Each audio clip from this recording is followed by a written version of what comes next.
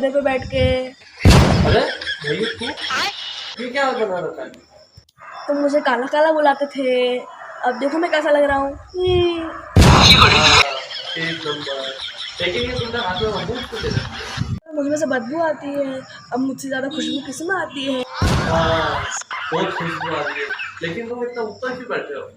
लोग कहते हैं ऊंचा सोचो, इसलिए ऊपर बैठ के सोच रहा हूँ। तो तुम्हारी ऊंची हो जाएगी, पर तुम ऊंचाई से बच के रहना।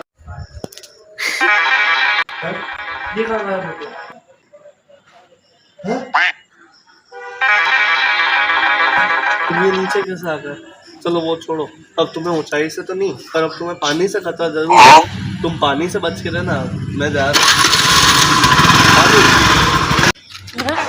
पानी पानी पानी पानी।